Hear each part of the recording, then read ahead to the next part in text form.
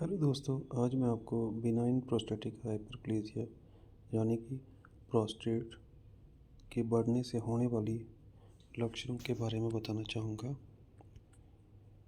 Prostate gland या फिर prostate ग्रंथि ये मेल्स में या पुरुषों में मूत्राशय मीन्स यूरिनरी ब्लैडर के नीचे होता है और इसका मुख्य कारण या मुख्य पर्पस जो है वो हमारे सीमन को लिक्विड प्रदान करना होता है।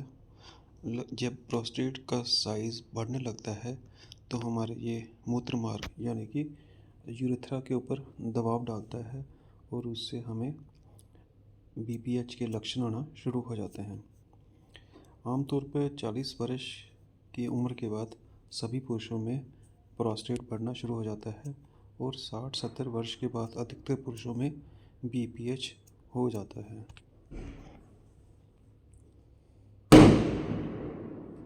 बिनाइन प्रोस्टेटिक हाइपरप्लेजिया यानी कि बीपीएच ऑलमोस्ट 50 के बाद सभी पुरुषों में इसके लक्षण जो है दिखने को मिल जाते हैं।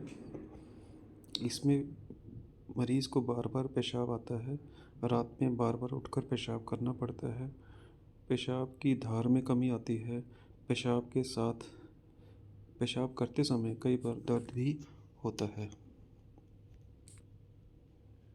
तो ये कुछ लक्षण हैं, जैसे patient has urgency to urinate, haematuria, पेशाब में ब्लड आ सकता है, पेशाब में जलन हो सकती है, दर्द हो सकता है, बार बार पेशाब आता है।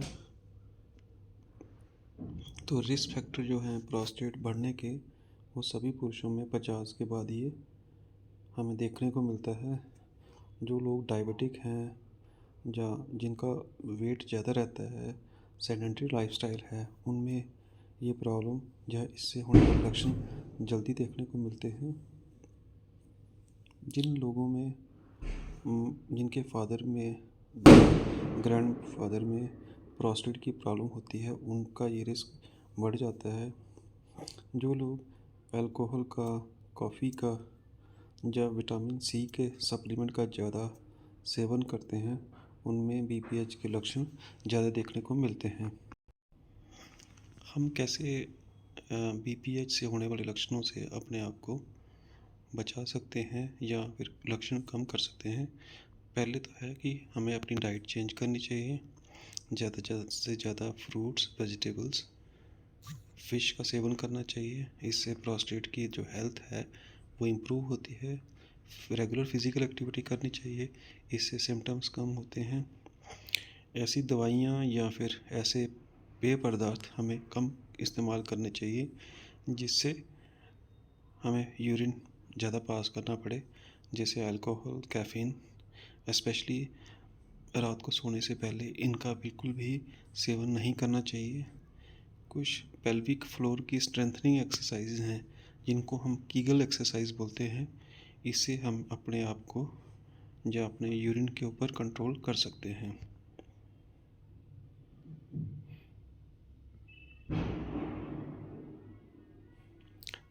जब किसी को प्रोस्टेट की बढ़ने की वजह से लक्षण आना शुरू होते हैं तो पहले हम दवाइयों से उसका इलाज करते हैं और अगर दवाइयों से असर नहीं होता है तो हम सर्जरी करके मरीज़ को उसके लक्षण कम कर सकते हैं।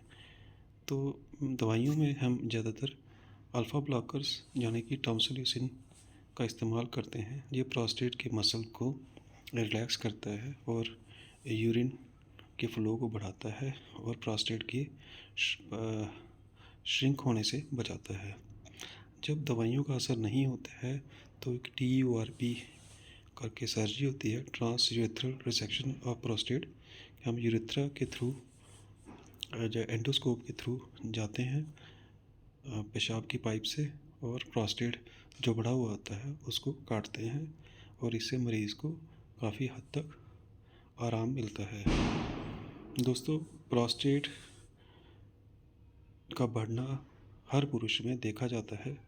50 साल की उम्र में ये बढ़ना शुरू होता है और 60-70 की उम्र में सभी को इसके लक्षण हो सकते हैं। तो हमें चाहिए कि हम अपनी लाइफस्टाइल्स को प्रॉपर मैनेज करके रखें। और एक बात और है कि BPH मैलिग्नेंट कंडीशन नहीं है, कि मीन्स कैंसरस नहीं है। तो हमें जब भी इस तरह के कुछ लक्षण हैं तो हमें अपना प्रॉपर चेकअप करवाना चाहिए, फॉलोअप करवाना चाहिए, ताकि हम जल्दी से जल्दी इसकी हम जांच कर लें और इससे होने वाले लक्षणों से अपने आप को बचा सकें। Thank you very much.